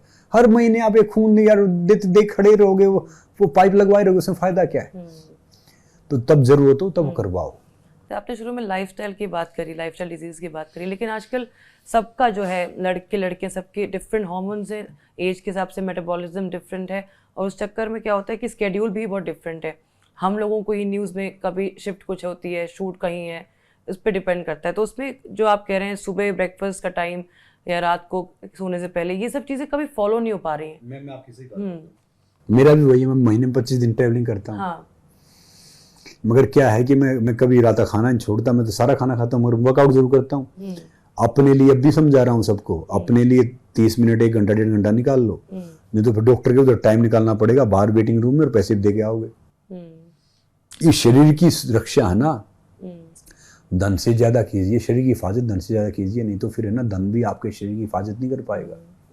तो भले ही टाइम है, 2 टाइम टॉयलेट जाओ, खाना उसके बाद खाना है मेन मील, नहाने से पहले खाने बाद 1 नंबर जाओ, कभी पेट की बीमारी नहीं होगी, कभी पथरी नहीं होगी, कभी कुछ नहीं होगा। सोते हुए 1 बूंद तेल यहाँ पे डाल के सोना अभी में, आप 3 बजे सो, 4 बजे सो, कभी सरसों का, कभी नारियल का। तो क्या है कि आपके होठ नहीं फटेंगे, बाकी आपकी बॉडी में कभी भी ड्राइनेस इतना नहीं आएगा, खासकर आपकी इंटरनल बॉडी में, क्योंकि पूरा स्विच यही है। एक ने बोला कि जी ऐसे कैसे हो जाएगा, और देखो ये हाथ 90% बॉडी के सारे पार्ट यहीं पे हैं, और इस पैर में जब भी मसाज करवाओ ना, तो नीचे वाले तलवों की, इनकी मसाज करो। ये क्या है? फायर। ये क्या है? आग। ये क्या है? एयर, हवा। स्काई, आसमान। अर्थ, पृथ्वी। वाटर, नीर, जल। तो 5 तत्व है। भगवान मंदिर, मस्जिद, चर्च, गुरुद्वारा में नहीं है। ये हमने प्रतिमा तो हमने बना रखी है, प्रतिमा में भगवान नहीं है। भगवान कहाँ है? भ भूमि, ग गगन, न नीर, अ अग्नि, व वायु, अ अग्नि, न नीर। तो ये 5 तत्व मिल गए ना, तब ये भगवान बना है, इसीलिए हम भगवान कहते हैं। तो जब भी आपका हम ध्यान लगाते हैं ऐसे बैठ जाते हैं, थोड़ा सा नॉर्मल है। ज्यादा माइंड डिस्टर्ब है तो ऐसे बैठ जाओ, नाखून से नाखून मिलाओ, खाली ऐसे करने से काम नहीं होगा। जब तक आपने कोई चार्जर नहीं लगाया और वो बटन नहीं दबाया तो काम करेगा? खाली चार्जर नहीं काम नहीं करेगा। तो नाखून से नाखून मिलना चाहिए आपका, ज्यादा माइंड। तो कभी कोई खांसी जुकाम नॉर्मली हो जाता है या लगता है 10 मिनट ऐसे वैसे बैठ जाओ, आपकी बॉडी में है ना, मैं कह रहा हूँ विटामिन सारे पूरे हो जाएंगे, क्योंकि आपने पृथ्वी को और अग्नि को मिला दिया है। आपको खांसी जुकाम कुछ नहीं होगा। कभी पेशाब में जलन तो ऐसे बैठ गए, ये एसिडिटी हो गई तो ये बैठ गए। तो सारी चीजें तो यही तो हैं। अब पहले कहाँ थोड़ी होते थे, कहते कि भैया उसकी बीमारी की दवाई तो हो जाती है, वहम की थोड़ी होगी। वहम की तो एक हुक्मान हकीम लुकमान हुए, उनके पास भी नहीं थी, तो बड़े फेमस थे एक टाइम पे। एक को बोला जी मेरे पेट में दर्द है, पेट में दर्द है, बहुत दवाई दी उसने, लास्ट में बोले भाई ये तुम्हारे पास भी नहीं है। तो कहने का मतलब ये है, अगर आप अपने दिन का शेड्यूल ठीक कर लोगे, भले ही रात को कर रहे एक टाइम पसीना निकालोगे ना, अब कितना ही खराब पानी है, पानी को अगर आप गर्म कर लोगे ना तो पानी शुद्धता में आ जाएगा। दूध कहीं बाहर भी पियो, देखो मैं आज सबको बता रहा हूँ अच्छी बात, आप सबको पता नहीं होगा, दूध आप कहीं बाहर पीते हैं, दूध में कुछ मिलावट भी, उसको गर्म करवा लो, थोड़ी सी हल्दी डलवा दो, मैं कह रहा हूँ दूध शुद्धता में आ जाएगा, एंटीबायोटिक हो जाएगा। जो छोटी मोटी चीज जो डाली है ना, और मैं ये कह रहा हूँ कि भाई जो कुछ दे रहे हैं ना यही कुछ मिलना है। आप किसी को खुशियां दोगे खुशियां मिलेंगी, नॉर्मली दोगे नॉर्म यही मिलेगा। एक सुई तक लेके जा नहीं सकते, फिर कहाँ इतना भागा दौड़ी ये सब करना है, समझ रहे हो ना। तो मेरा मानना ये है कि भाई the best living selfless giving. मैं एक बात सोचता हूँ हमेशा कि देना तो भैया सही तरीके से दो, और ज्ञान है या पैसा है या खाने का सामान है या जो भी आपके पास चीज है, वो दोगे तो बढ़ेगा घटेगा नहीं, वो देना सीखो, वो करना सीखो। अब जब जो बच्चे हैं, जो मोस्टली जैसे जो यूथ बी टाउन में रहता है, गांव वालों को सबको शहर में आना, शहर वालों को गांव में जाना है, खुश कोई कहीं नहीं है। अब दिक्कत ये कि जहां भी चले जाओ, ऑफिस में चले गए, आप स्पोर्ट्स में जाओ, आप पॉलिटिक्स में जाओ, आप जर्नलिज्म में जाओ, आप किस एक्टिंग में जाओ, हर साथ पे उल्लू बैठा है, समझ रहे हो। कहीं ना कहीं तो एक बेवकूफ मिलेगा जरूर, वो अपनी अपनी करने वाला। तो क्या है, ये देश है ना, देश ये बेवकूफों से नहीं मरता है, ये ज्यादा समझदारों से मरता है। जिंदगी भी वही है, जिंदगी में हमारी बेवकूफी हमें इतना नहीं मारती जितनी हमारी ज्यादा चालाकी मारती है। क्योंकि ज्यादा समझदार होगा ना, फिर वो ज्यादा समझदारी वाली चीज करेगा, वो अपना दायित्व निभाने में समझदारी दिखाएगा। ज्यादा नहीं दिखाना होता है, अपना दायित्व नहीं मानना होता है कि भाई हम यहाँ कोई मालिक थोड़ी, हम तो कस्टोडियन है। मैं इस रूम में आया, 2 दिन बाद मैं चला जाऊंगा अपना बैग उठा के बाहर, तो बैग भी लेके जा सकते। तो ये पूरी दुनिया है, जो भी पद है, ये सब पद है ना सिर्फ संबोधन के लिए होता है। इज्जत कमाने के लिए काबिल बनना पड़ता है। तो इसीलिए मैं, चाहे प्राइम मिनिस्टर साहब हैं या कोई रिक्शा चालक है या कोई भी है, मैं सबको समान समझता हूँ, सबका योगदान समान है। क्योंकि मैं तो बहुत खुददार आदमी हूँ, अपनी वहां से उठा हूं, यहां तक आया हूं, आगे गया हूं। मेरे लिए कोई पार्टी महत्व नहीं रखती, मेरे लिए कोई नेता महत्व नहीं रखता, मेरे लिए मेरा देश महत्व रखता है। जो मेरे देश के साथ जाता है मैं उसके साथ जाता हूँ, जो देश का सोचता है मैं उसके लिए सोचता हूँ। कुछ नहीं चाहिए। और जो एक बात बताऊं, जो देश को चाहेगा ना कुछ नहीं चाहेगा। छोड़ दो कि भाई पहले जब मैं इंटरटेनमेंट में आया तो कई रेसलर कहते थे तो भैया वो इंटरटेनमेंट वाला रेसलर है नॉर्मली। आज उन सबके बच्चे मेरे फैन हैं, वो सब छोड़ गए हैं, उनके बच्चों के साथ रेसलिंग करता हूँ या नॉर्मली चीजें करता हूँ। बात ये नहीं, चैंपियन वो नहीं होता जो मेडल जीत गया, ट्रॉफी जीत गया, फर्स्ट आया, किसी फील्ड में टॉप कर लिया। चैंपियन होता है जो लगातार कोशिश करता है, कोई भी फील्ड है। तो फिटनेस का कोई ये नहीं है कि भाई 20 दिन में करे, 30 दिन में करे, 40 दिन में करे। ये एक जर्नी है। जर्नी को आपको हर रोज स्टार्ट करना है, हर रोज अपने अनुसार लेके जाना है, धीरे धीरे इसको एंजॉय करना। मैं वर्कआउट एंजॉय करता हूँ, मैं अच्छा खाना एंजॉय करता हूँ, मैं अकेला रहता हूँ। आप देखोगे मेरे एक सूटकेस, उसमें किताब मिलेगा या बाकी चीजें मिलेंगी। मैं फ्लाइट में हूं तो मैं वर्कआउट करूंगा। जैसे आजकल मौका मिलता है बिजनेस क्लास में जाओ भैया, किसी में भी जाओ, तो बाहर वाले सोचते हैं इसका पेट खराब हो, मैं टॉयलेट में जाके डिप्स मारता हूँ 400-500 खड़ा होके, समझ रहे, खड़ा होके वो हाथ में रखता हूँ। तो क्या है कि हमने फैशन में बना रखा है। अब कोई आदमी स्मोक या ड्रिंक करेगा, लाइफ एंजॉय कर रहा है, कोई वहां पे डिप्स मारेगा, पागल हो गया है। तो हमने वो सोच गलत कर रखी है, और अंग्रेजों ने बड़ी हमें बहुत तोड़ा है। क्यों तोड़ा है? आज की जो शिक्षा पद्धति है वो बहुत खराब है। अंग्रेजों की शिक्षा पद्धति, हमारी जो शिक्षा पद्धति थी वो बहुत साइंटिफिक थी।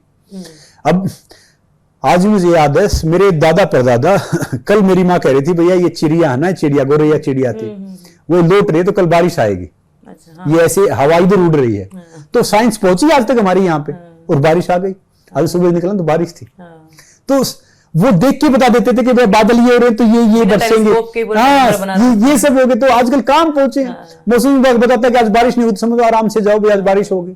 बारिश बता रहा है तो भाई बारिश नहीं होगी, समझ रहे हो। तो हमने वो साइंस डेवलप नहीं की है, या उसको अभी भी इज्जत नहीं दे पाते हैं, सीरियसली नहीं लेते हैं। देखो याद रखो, we mature with damage not age. जब तक आपका अनुभव नहीं होगा, बाकी चीजें नहीं होगी। आजकल स्कूलों में क्या पढ़ाते हैं, कॉलेजों में क्या पढ़ाते हैं, त्रिकोण, समकोण, षटकोण। जो जिंदगी दृष्टिकोण को पढ़ाता ही नहीं, उनको पता ही नहीं कि क्या है। तो मैं इसीलिए हर जगह बोलता हूँ कि अपने बच्चों को परवरिश दो, पालो मत। इंडिया में 98% लोग अपने बच्चों को पालते हैं, सिर्फ 2% परवरिश करते हैं। कुत्ता अपने बच्चों को पालता है, शेर परवरिश करता है। इस पे मैंने एक वीडियो भी बनाया है सोशल मीडिया पे, जब जाएंगे पालना और परवरिश में क्या फर्क होता है। वो माता पिता उनके काम करते रहेंगे, नॉर्मली करते रहेंगे, वो बाई बच्चों को पालेगी। और माता पिता और टीचर, शिक्षक, ये है ना बहुत क्रूशल होते हैं। इन्हीं कोख में परलय और निर्माण दोनों पलते हैं। अगर उन्होंने सही तरीके से किया, अब मान लो कि इंजीनियर खराब निकला, कितने आदमी 50 आदमी मार जाएगा टाइम से पहले। पुल गलत बनाया, गाड़ियां गिर गई 5-7 तो 50 चले गए। डॉक्टर खराब निकला तो भैया 50 को पहले पहुंचा देगा, इंजेक्शन लगा देगा, दवाई दे देगा। आजकल तो डॉक्टर वो यहाँ रोग नहीं है, रोगी नहीं काफी तो। मगर एक शिक्षक गलत निकला ना तो देश की नींव हिला जाएगा। एक बच्चा भी उसने गलत तैयार कर दिया, पता नहीं वो कितने गलत तैयार करेगा। ऐसे ही माता पिता है, अगर वो सही पालन पोषण नहीं किया ना तो देश की नींव हिला रहे हैं। तो उनका बहुत बड़ा योगदान है। तो उनको सही होना चाहिए। बात पैसे की नहीं होती। अब पैसा तो ऐसे, पैसे से आप अपना वर्क एथिक्स या पैसे से देश में प्रगति या पैसे से वो नहीं नाप सकते। एक जूता 20,000 का पहनो, पैरों में रहेगा, बिंदी 1 रुपए की माथे पे रहेगी। तो ये तो टीचर है, माता पिता बिंदी है, वो तो माथे पे रहेंगे। बाकी जो ये सब फालतू चीज है ना, जो हमें ढेर सारे ये सब करते हैं। अब आजकल दिक्कत क्या है कि वो लोग प्रवचन देते हैं जिन्हें प्रवचन पता ही नहीं है क्या। वो लोग हेल्थ की बात करते हैं जिनको पता ही नहीं कि हेल्थ है क्या। वो लोग इतिहास बताते हैं जिनको पता ही नहीं कि हिस्ट्री क्या थी। हिस्ट्री हमारी ये हिस्ट्री नहीं है, मैंने हिस्ट्री से एमए किया है। मैं यहाँ की अंग्रेजों ने लिखवा दी, मुगलों ने लिखवा दी, दूसरे ने लिखवा दी, तीसरे ने लिखवा दी। एक्चुअली इतिहास तो आज तक हम ढूंढ ही रहे हैं। हमारी कितनी किताबें जला दी थी वहां पे नालंदा में। तो क्या है कि इतिहास में पुराना और नया मिला के देखता हूँ। मेरे घर में जैसे मैं बहुत शाकाहारी, जो मेरे बड़े भाई हैं वो पूरे गांव में सबको हाथ पैर ठीक करना, उनको देख के मैंने रेसलिंग स्टार्ट किया था। पूरे गांव में किसी कोई बीमारी हो वो नेचुरल तरीके से ठीक करते। किसी से कोई पैसा नहीं लेते, कोई चीज नहीं करते। अखाड़ा चलाते हैं, अध्यापक हैं, पढ़ा के भी आते हैं, सारी चीज करते हैं। तो उनकी लाइफ स्टाइल देखिए, मैं 3-4 दिन रहा। 9:30 बजे सो जाएगा, 9-9:30 बजे गायत्री मंत्र का उच्चारण करके सोएगा, उच्चारण से उठेगा और 1 मिनट में नींद आ जाती है उनको। 3:30 बजे उठ जाते हैं। तो कहते हैं ये पैर वैसा होता है। मतलब वो कहते हैं ना कि अब गांव में अगर 5 बजे नहीं उठे तो ऐसा लगता था वैसे पाप कर दिया। तो वो उनका लाइफ स्टाइल है, उनकी लाइफ है, हमारे से कहीं ज्यादा अहमियत है, कहीं ज्यादा कीमती है।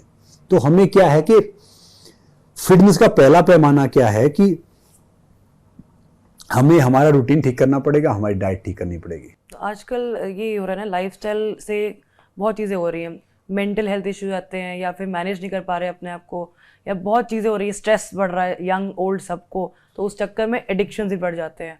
एडिक्शंस सिर्फ सब्सटेंस या ये मतलब जैसे आप कहते हैं ड्रिंकिंग स्मोकिंग पार्टी वाली ही नहीं, जैसे कि शुगर एडिक्शन, किसी को क्रेविंग्स होती हैं, बहुत लोगों को क्रेविंग होती है। कंफर्ट फूड है, मुझे मेरा डिप्रेशन है, मैंने पिज्ज़ा मंगा लिया, मुझे अच्छा लगा, मैंने चॉकलेट खा लिया, मुझे अच्छा फील हो रहा है। तो वो कैसे मैनेज कर सकता है आजकल? देखिए, अगर मान लो कोई स्मोकिंग वाला हो गया तो मुझे स्मोकिंग करने बहुत तलब लगती है। वो चने रखे, चने के साथ थोड़ी सौंफ रखे। अच्छा, जब भी तलब लगे थोड़े से वो खा लो। जो मीठा खाना है, मैं बहुत मीठा खाता हूँ। मैं 40 रसगुल्ले खाता था, अब भी खाता हूँ। मैं वेट कम करो या ज्यादा करो तो जगरी रखो या खांड रखो, जो देसी जो शुद्ध वो होती है उसका बनाओ। कोई मीठा पकवान खाओ। अच्छा खाना तो घी का खाओ, बना हुआ। घी का भी नुकसान नहीं करेगा। तो इन चीजों का सब्स्टिट्यूट है, वो सब्स्टिट्यूट निकाल लो। चॉकलेट खाना है, चॉकलेट है ना बहुत खराब उस चीज से बनती है। अब ऐड वैसे कर दिया कि भैया ये चॉकलेट गिफ्ट करो, वो करो। अब जो बच्चे हैं, ढेर सारे जो नए जो यंग बच्चे आते हैं, उनमें प्यार मोहब्बत के दिन आते हैं, वो फूल तोड़ते हैं, अपना टाइम वो लगाते हैं कि भाई चांद तोड़ दो, तारे तोड़ दो। मैं बच्चों को समझाता हूँ कि भाई अगर फूल देने से मोहब्बत होती तो माली पूरे शहर का महबूब होता, क्योंकि फूल तो ही लेके आता है, गुलाब तो। और फिर लव मैरिज कर लेते हैं, फिर डिवोर्स हो जाता है थोड़े दिन में। वो फिर कंकड़ निकलते हैं दाल में, मैं बेटा सारे कंकड़ वही थे जो पानी फेंके थे ना दोनों मिलके, तो मैं कैसे समझाऊं मैं। तो क्या है कि वो हमने सारी चीज उल्टी बना रखी, तो सब सब्स्टिट्यूट्स का चेंज कर लो। और 1000 लड़के 1000 लड़कियां, चाहे कितने शादी कर लो, कितना डेटिंग कर लो, कितना कुछ कर लो, सब एक जैसे ही है। Respect each other, respect your relation, respect your emotions. बाकी कहते जी वो ठीक नहीं है और वो दूसरा ठीक नहीं है, तीसरा ठीक नहीं है। देखो 2 बर्तन होंगे, आवाज तो आएगी। देखो झगड़ा तो होगा, कहीं भी आप चले जाओ, कुछ हो, चाहे वो तो किसी का भी हो, मगर क्या है कि फिर वो चीजें नॉर्मली हो जाएंगी। अब कई जगह मनमानी हो जाती है, तो मनमानी की तो तीनों गए, धर्म, दान और वंश। नहीं भरोसा तो देख लो भैया, रावण, कौरव, कंस। तो क्या है कि जब मनमानी करते हैं ना, तो हमारी सारी चीजें चली जाती हैं, चाहे रिश्तों में है, चाहे वो जिंदगी में है, चाहे वो बाकी उसमें है। और फिर भी अगर अभिमानी करते, मनमानी नहीं करते, तो भैया ये हाल देखो, रावण था कितना बड़ा था, कौरव थे 100 थे, राजा थे, कंस था राजा था। तो क्या है कि जब हम मनमानी और अभिमानी करते हैं ना, तो सारी चीज खो देते हैं, चाहे वो रिश्ता है, चाहे वो कोई बिजनेस है आपका, चाहे जॉब है, चाहे कुछ है। अब कई उल्लू ऐसे होते हैं जो अधिकारी होते हैं किसी पोस्ट पे, वो सोचते हैं कि हम हैं तो ये सब कुछ है, हम हैं तो ठीक है, हमारा नजरिया तो ये है, हमारा उसका तो वो ठीक है। एक्चुअली वो एक फाइल नहीं बना सकते। हर चीज एक टीम से बनती है, टीम वर्क होता है, तब जाके बनती है। चाहे खिलाड़ी बनाना हो, चाहे जर्नलिज्म में जाना हो, चाहे स्पोर्ट्स में जाना हो, चाहे पॉलिटिक्स में जाना हो, किसी में जाना हो, तो उसमें बनता है। तो मेरा मानना ये है कि एकजुट के रहोगे तो भैया आगे बढ़ जाओगे। तो जैसे आपने बोला कि हमारी जो है पढ़ाई की, हमारे बहुत रिच कल्चर रहा है जो उस तरह से पढ़ाई नहीं कर रहे, उसमें से एक और ट्रेडिशन है वो योगा है। तो अभी भी ये डिबेट रहती है, जैसे अगर मैं किसी को बोलूं कि योगा करना है या जिम करना है। योग होता है, योग, ये योगा तो उन्होंने बना दिया जो, हाँ वो तो जो वो बना लगा, योग का मतलब है जोड़ना। हाँ। जब आप योग कहेंगे तो शरीर के अंगों को जोड़ेंगे, सांसों को जोड़ेंगे। अब जिम क्या है, जिम एक सब्स्टिट्यूट है। जिम में आप वेट ट्रेनिंग कर सकते हो, मैं करता हूँ 20 kg 30 kg में कर लेता हूँ, उससे आपकी हड्डियां ठीक रहती है। मगर बगैर योग के तो आपके चेहरे पे चमक, आप फिट तो हो जाओगे जिम से, स्वस्थ आप योग से ही होगे। अच्छा। कहते हैं ना कि भैया वो मेरी माँ जैसी है, मगर माँ तो नहीं है ना, समझ रहे हो, माँ और मौसी फर्क तो है ना, माँ तो माँ ही है। तो योग क्या है कि योग बॉडी को फिट तो करेगा, मतलब जिम बॉडी को फिट तो करेगा, शायद मजबूती बनाएगा, मगर स्वस्थ आपको योग ही बनाएगा। तो जो स्टार्ट तो वही है भैया, बाकी तो बाकी चीज। बहुत लोग इसको कम आंकते हैं, बोलते हैं कि इससे कैसे वेट होगा, इसका क्या मतलब, तो बस स्ट्रेचिंग है, बस कुछ उनको लगता है कि बस एक पोज होते हैं बस। और ये अब जो 200 kg बेंच प्रेस मारता है अपने शरीर को नहीं उठा सकता हाथों पे, तो फिर कहाँ ताकतवर है, कमजोर है। अपने हाथों पे चलो, बॉडी वेट ज्यादा करता हूँ, मैं सारी चीज करता हूँ, बॉडी वेट ज्यादा करता हूँ, मैं लटकता हूँ, कूदता हूँ, क्योंकि जो हमारे पूर्वज पहले बंदर ही थे, मैं कोशिश करता हूँ उनको फॉलो करने की। तो हाथों पे इस पे करता हूँ, मैं योग करता हूँ, प्राणायाम करता हूँ, तो मैं ठीक हूँ, फिट हूँ। अगर मैं वो नहीं करूंगा तो कहाँ फिट हूँ। अब 40 की जो मैं MMA में कर रहा हूँ, वो 18-20 साल के यंगस्टर का स्पोर्ट्स है। अब जिससे मैं खेलूंगा कितने 20-22-25 साल लड़का होगा, तो मैं तो 40 का हूँ। मैं हर नई चीज को लुक फॉरवर्ड करता हूँ कि भैया और ये मेरा ये खेलना जीतने हारने के लिए नहीं, उन सब बच्चों के लिए है जिनकी आंखों में खेल का सपना है, कि मैं किसी भी तरीके से उनको इंस्पायर कर पाऊँ कि भैया उनकी फिटनेस के लिए, उनकी जिंदगी के लिए, उनकी बाकी चीजों के लिए। एक बच्चा जो कभी खड़ा ही नहीं हो सकता था, जो फिट इंडिया आइकन है, चल नहीं सकता। तो मेरा मानना ये है कि जीवन रुकने का काम नहीं है, करते रहो। और आप जैसे योगा के बहुत तरीके, हॉट योगा, ये योगा, वो योगा, हाई इंटेंसिटी योगा, इसमें आप क्या कहते हो? योग आसन तो सिर्फ 5 आती है, बाकी तो फिर देखो वो शैलियों के हिसाब से, बाकी के हिसाब से फिर सब बना लेते ढेर सारे आसन, और फिर ढेर सारे फिर वो वैसे हो जाए, रैपर हो जाता है। जैसे एक जूता अगर रोड पे पड़ा है तो वो मान लो 100-200 रुपए का, 500 का होगा, शोरूम में चला गया तो वही 5,000 रुपए का हो जाएगा। तो आसन तो 5 आते हैं, बाकी फिर कोई होट है, कोई दूसरा है, कोई कूल है, फिर सब मार्केटिंग है, दुकानदारी है। योग खाली योग करने से कुछ नहीं होगा आपको, वो जीवन स्तर भी वैसे ही अपनाना पड़ेगा योगी वाला। तब जाके उसका फायदा मिलेगा। ये नहीं आप यहाँ योग कर रहे हो, शाम को पैग मार रहे हो, तो योग कितना काम करेगा आपको। पूरा होलिस्टिक अप्रोच रखनी पड़ेगी आपको, तब जाके होगा। नहीं तो अब देखो आजकल योग ही हमें, देखो मैं सबके लिए अच्छा योग करता हूँ, अच्छी बात है योग कर रहे हो आप, कुछ कर रहे हो, मगर अगर वो जिंदगी भी अपना लिया तो फायदा हो जाएगा। जैसे अब जैसे एक और चीज़ है, जिम में भी लोग कहते हैं कि मैं कार्डियो ज़्यादा करूंगा, वेट ट्रेनिंग से कुछ नहीं होगा। लड़कियां कहती है वेट ट्रेनिंग करने से मेरे मसल्स आ जाएंगे, आदमी ऐसी बॉडी हो जाएगी। ये जिम में जो है वेट ट्रेनिंग वर्सेस कार्डियो, उसको भी लेके बहुत ज़्यादा अलग अलग थ्योरीज रोज हम पढ़ते हैं सोशल मीडिया पे भी। आपका क्या मानना है इस पर? एक शरीर को मजबूत बनाना ना, तो आपको कार्डियो भी करना पड़ेगा, आपको वेट ट्रेनिंग भी करना पड़ेगा, आपको योग भी करना पड़ेगा, आपको संपूर्ण करना पड़ेगा। बशर्ते ये नहीं है कि भाई आप करोगे तो मसल्स आएंगे नहीं। वो तरीका होता है वेट ट्रेनिंग करने का, हर तरीका करने का। आप स्पेशली मसल्स के लिए करो तो मसल्स ही आएंगे। बाकी हर चीज करने का तरीका होता है। मैं बताने कि प्रोटीन खाने का भी तरीका होता है, मल्टीविटामिन खाने का भी तरीका होता है, कि किस टाइम खाएं, कैसे खाएं, कितना वर्कआउट करें, खाएं, पानी कैसे पिए, खाना कैसे खाएं। अब देखो पानी बहुत अच्छा है, पानी पीने के बिना वो सब कुछ है, मगर पानी गलत टाइम पे पिया जाए तो जहर है। दूध बहुत अच्छा है, दूध गलत टाइम पे पिया जाए जहर है। खाना बहुत अच्छा है, खाना ज्यादा खाया जाए जहर है। तो मैंने सब पे वीडियो बना रखे हैं सोशल मीडिया पे बच्चों के लिए, कि पहले मैं यूट्यूब पे एक्टिव था नहीं, अब थोड़े से हम एक्टिव हुए हैं। तो क्या है कि सोशल मीडिया पे की चीजें कब कौन सी क्या चीज हो, ठीक है। जब घर में शादी ब्याह हो रहा होगा, आप किसी को गाली दोगे ना वो भी अच्छा लगेगा। कि झगड़ा हो रहा होगा ना, किसी को प्रवचन दोगे ना, कहीं आ जाते हैं यार, पता नहीं क्या क्या बात करते हैं। तो ये सारी चीजें वही है, टाइम के अनुसार, समय के अनुसार महत्व है हर चीज का, कब क्या क्या चीज होनी चाहिए। जैसे कुछ लोग अब जैसे आपने बोला प्रोटीन खाने का तरीका, एक होता है पानी कब पीने का, अब बोलते हैं कि 10 ग्लास भी पीने हैं। क्या ये बॉडी पर डिपेंड करता है सबको ही, आपको लगता है कि? देखिए जी, प्यास लगे तब पानी पियो। खाना खाने से आधा घंटा पहले और खाना खाने के 1 घंटा बाद पानी नहीं पीना चाहिए, वो आपके लिए फायदेमंद है। नहाने से पहले खाने बाद 1 नंबर जाना चाहिए। जरूरी नहीं 10 गिलास पानी पीना। सुबह उठते हो तो कोशिश करोगे 1 लीटर पानी पी लो, थोड़ा गुनगुना पानी 1 लीटर पी लो। ऐसे दिन में जब आपको लगे कि भाई नॉर्मली चीज है, कभी भी पानी बाकी सुबह के अलावा 200 ग्राम से ज्यादा एक दम में पानी नहीं पीना चाहिए, 250 ग्राम से ज्यादा, और फायदा नहीं देगा, नुकसान देगा। और एक और ये और पानी और खाना बैठ के, हाँ साथ में तो नहीं खाना नहीं, पानी और खाना बैठ के पीना चाहिए। हाँ, बैठ के खाओ, बैठ के। हाँ, एक होता है राइस और रोटी साथ में खाना चाहिए, नहीं खाना चाहिए, इसको लेके बड़ा एक वो रहता है। बिल्कुल साथ में खाओ। मैंने एक वीडियो बना था जिसमें मैं घी में शहद डाल रहा था। अच्छा। क्योंकि उन्हें सलाह दी घी और शहद तो जहर बन जाएंगे। अगर सेम मात्रा में डालो और मिला के लो तो जहर बनेंगे। अगर तीसरी चीज के साथ आपने मिला दिया, थोड़ी मात्रा ऊपर नीचे रखी, तो अमृत है। पंचामृत में भी डालते हैं जैसे, तो अमृत का काम करेंगे। तो क्या है कि वो सबका होता है, इसलिए मैं कह रहा हूँ कि पता नहीं ढेर सारों को।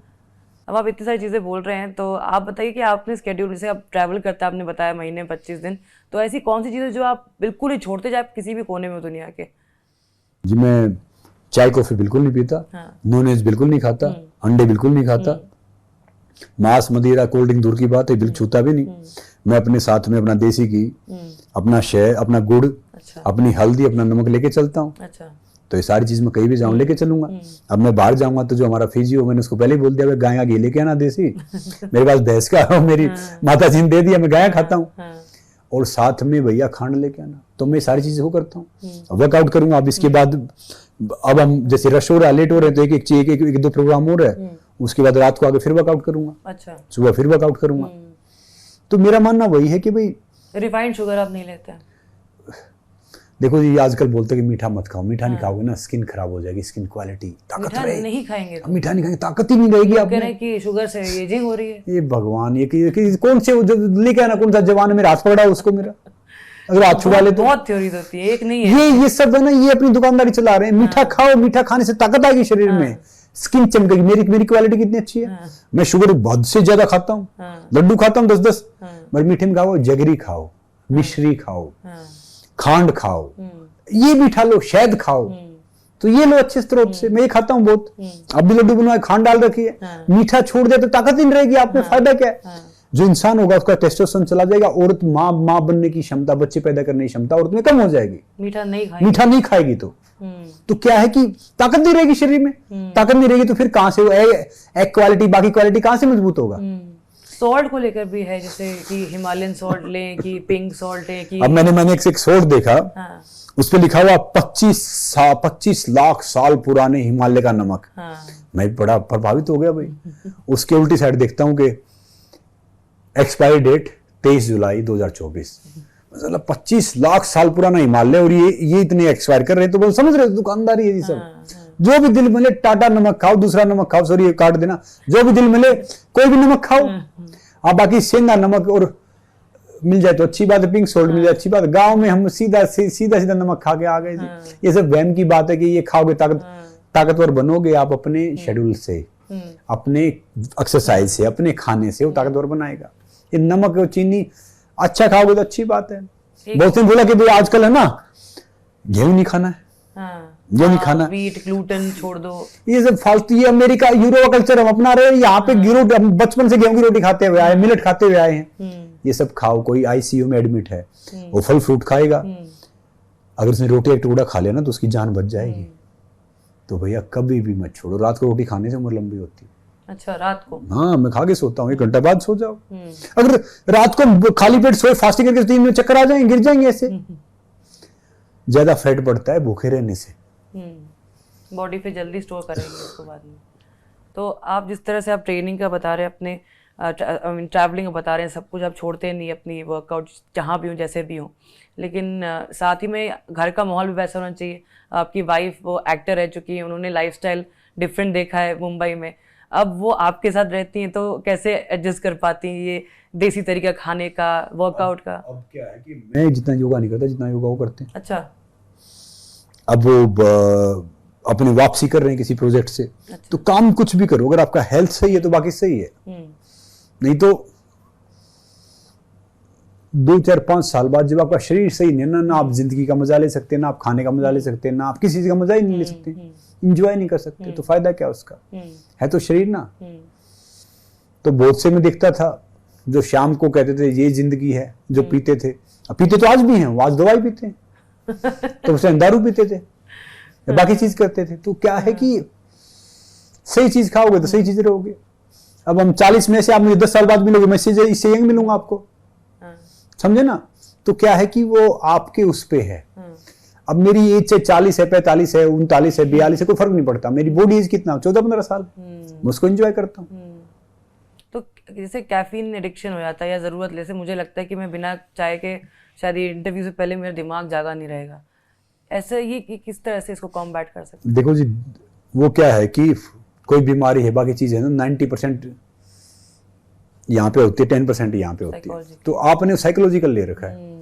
अगर आपको चाय पीने तो आप एक काम करो ना, हल्दी वाली टी रखा करो साथ में, वो पियो, दिमाग चलेगा, गुड़ जगरी वाली। तो अब बहुत से बोलते कि जी ये मंत्र बोल दे ना, ये कर दिया, और ये दूसरी चीजें, शमशान की चीजें, तीसरी चीजें। हम तो जी देखो भाग्य अलग किस्मत, देखो यहाँ है, मेहनत करो, वो मजबूर हो जाएगा देने के लिए। हार्ड वर्क के आगे सफलता जोड़ी खड़ी हो जाती है। जितना आप जाओगे छोटी छोटी चीजों में उतने वो करते रहोगे। मुझे बोले ये चीज करनी है, वो चीज करनी है, मैं वही करता हूँ। जिंदगी कौन देता है? माँ। जिंदगी? हाँ, जिंदगी कौन देता है? मम्मी, मतलब माँ से आते हैं। माँ को जिंदगी किसने दी है? माँ, उनकी माँ ने, उसकी माँ किसने? हाँ, भगवान की बात करें तो हाँ। और जिंदगी लेता कौन है? भगवान। तो बीच वालों से क्या डरना है? क्या घबराना है? क्या कुछ होना है? देता वो है, लेता वो है, तो बीच वालों क्या क्या घबराना, क्या डरना है कि क्या एडिक्शन, क्या उसका, क्या नहीं, छोड़ो ना। आप बहुत अच्छे मोटिवेटर हैं। अंत में ये पूछूंगी, आप कुछ कहना चाह रहे थे? बहुत से बोलते जैसे आप कैफीन ये सब पूछ रहे हैं, सारी चीज पूछ रहे हैं। एक डॉक्टर था परसों कह रहा था लीवर साइरोसिस ऐसे होता है। दूसरी चीज में डॉक्टर साहब आपको ही होगा। तो क्यों माँ, में स्पेलिंग ही नहीं आती, हमें कहाँ से होगा? तो जितना घुसोगे ना आप कैफीन में, जितना पढ़ोगे ना नई चीजें, उतनी आपको होंगी। नहीं, वो नहीं, फ्लेक्सिबिलिटी। मैं तो भाई अब 3 रसगुल्ले खा जाऊंगा, क्या होगा? थोड़ी सी भाग लूंगा, ताकत आ जाएगी।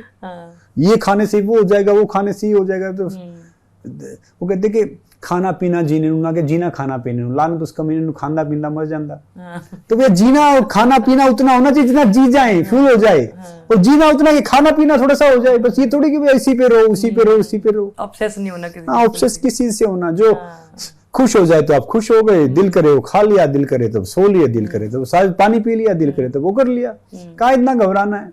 जी, तो आपने बहुत मोटिवेट किया मैं दर्शकों को। अब अंत में ये पूछूंगी कि आपने you don't so many hats, आपने एक्टिंग भी कर ली, रेसलिंग, आप रियलिटी शो स्टार भी हैं, और अब आप MMA में भी जा रहे हैं। नेक्स्ट क्या है संग्राम सिंह के जीवन में? क्या पॉलिटिक्स का में भी कहीं आप सोच रहे कभी जाएंगे? क्योंकि जिस तरह से आप बोलते हैं मुझे लगता है आपके अंदर वो गुण भी है। देखिए क्या है, पहले पंच परमेश्वर होता था, हाँ, जो बहुत समझदार इंसान होते थे ना, वो फैसला करता था गाँव का, हाँ, वो सबके कोई दिक्कत हो जाती थी निपटाते थे। आजकल क्या है, काफी समझदार इंसान है, जो बड़े इंसान है, जो देश चलाते हैं। मैंने कहूँगा कि नेता का मतलब होता है जो ताने होता है, नेता ताने कहते हैं, बाप बेटे का नहीं होता, मगर क्या होता है, समझदार इंसान की जरूरत वहां भी है कि जो सही तरीके से समझाए, सही तरीके से वो करे। अब मेरे जैसा इंसान है जिसका अकाउंट या जिसकी बाकी चीजें सारी नॉर्मल हैं, मैं 1 रुपया वैसा वो लेता हूँ, जब से होश संभाला है, जितनी एज हो रही है, मैं सारी चीज छोड़ता हुआ जा रहा हूँ। मैं कोई भी चीज ऐसे नहीं करता कि जो मतलब जो गलत चीज हो, मैं सारी चीजों को करने की कोशिश करता हूँ जो चीज सही हो, जो बेहतर हो। अब मुझे पता नहीं कि भैया कहाँ है राजनीति, कहाँ क्या कुछ है, मगर मेरा मानना ये है कि भाई मैं देश के लिए काम करूंगा तो राजनीति से दूर रह के काम कर सकता हूँ। अच्छा। अगर राजनीति में आ गया तो मैं एक पार्टी के साथ आ सकता हूँ, और एक पार्टी के साथ आओगे आप नॉर्मली करोगे, बाकी आगे भविष्य में क्या है, किसका क्या है, मुझे पता नहीं। मगर मेरा मानना ये है कि भाई आप जहाँ पे भी जाओ, जहाँ पे भी मौका मिले, अपना योगदान देते रहो। मैं चाहे कहीं पे भी हूँ, मैं वहाँ पे आप ऐसे बनिए कि लोग आपका इंतजार करें। ये नहीं कि भैया आपके जाने की सोचे कि कब आए, कब जाए, कब वो करे। जहाँ जाओ ना, मैं हमारा जो राष्ट्रीय फूल है ना, उससे बहुत सीखो। वो कीचड़ में खिलता है और हरी को नतमस्तक होता है। तो आप कहीं रहो, बहुत से बोलते जी मैं तो ठीक हूँ जी, मेरे आसपास का माहौल ऐसा है। गुलाब तो कांटों में ही खिलता है ना, गुलाब तो फिर भी उसकी सुंदरता कम थोड़ी होती है। तो राजनीति का इसका मुझे पता नहीं है, और मेरा मानना है कि मैंने जिंदगी में बहुत काम याद किए हैं। स्पोर्ट्स का पीक होता है Olympic medal, lack of finance, lack of guidance, lack of circumstance, मैं कर नहीं पाया। अब मैं ढेर सारे बच्चों का जरिया बनता हूँ, जाते हैं कि भाई अब मैं जितवा तो जीतेंगे, देश के साथ साथ मेरा सपना पूरा होगा। जहाँ पे भी हो अपना योगदान देते चलो, और आपका योगदान सकारात्मक होना चाहिए। Make sure. आप मानते जो आजकल जैसे विनेश ने ज्वाइन किया, उधर जैसे क्रिकेटर रविंद्र जडेजा ने बीजेपी ज्वाइन की, तो बहुत वैसी बातें होती हैं कि ऐसा क्यों कर रहे हैं लोग, एक टैग जुड़ जाता है कि ये देश के हम स्टार्स हैं। आपको लगता है सही है जाना एथलीट्स का पार्टी? देखिए, एथलीट का जाना गलत नहीं है, मगर वो जाके क्या करते हैं वो फिर देखा जाता है। अगर वो अपना दायित्व सही निभाते तो ठीक है, अगर वो अपने फायदे के लिए फिर किसी को इस्तेमाल करके जाते हैं या उसका सही उपयोग नहीं करते, फिर गलत है। मैं कहता हूँ खिलाड़ी के कोई नहीं जाना चाहिए, खिलाड़ी भी तो इंसान ही है। वो जा सकता है, मगर जाके योगदान क्या करता है वो महत्वपूर्ण है। महत्वपूर्ण ये नहीं है कि आप वो गिद्ध बन जाओ, बड़े से के ऊपर भी हो तो कि मांस ही नोचो, किसी का सिर नोचो। वो छोटा सा स्वाति नक्षत्र का पक्षी होता है, सबसे छोटा होता है। वो जब मुंह खोलता है ना, तो इसलिए खोलता है कोई बूंद गिरी ना तो मोती बन जाएगी। तो हमारी सोच गिद्ध वाले नहीं होनी चाहिए कि वहां पे गए तो हमारी सोच वो होनी चाहिए कि भैया हमें कुछ देना है, हमें कुछ लेना नहीं है। जो कई कहते थे कि भैया मैं ईमानदार हूं, मैं ईमानदार हूं, मैं ईमानदार हूं, और एक हमेशा हम्बल रहो। देखो जिसके जहाज चलते थे ना, आज उनके पास पासपोर्ट नहीं है। तो जिंदगी वही है, इसलिए हम्बल रहो। और कई नेता थे जिनसे परिचित भी हूं, जो कहते थे मेरे से ईमानदार कोई है ही नहीं। आजकल देश दो जगह से चल रहा है, या तिहाड़ से या अहमदाबाद से। बिल्कुल बिल्कुल। तो बाकी क्या है कि मैं तो बहुत देशभक्त हूँ जी। राजनीति का इसका मुझे कुछ पता नहीं कि मुझे क्या करना है, कहाँ जाना है। मैं बड़ी बड़ी बात कर दूं, प्रवचन दे दूं, मगर मैं जो भी करने की कोशिश कर रहा हूँ, मैं बहुत खुश हूँ, अपनी जिंदगी एंजॉय कर रहा हूँ। मुझे कोई फर्क नहीं पड़ता कि मेरे अकाउंट में कितना पैसा है, या मैं कहाँ पे रह रहा हूँ, या कहाँ जा रहा हूँ। बस I am enjoying everything. I believe in this.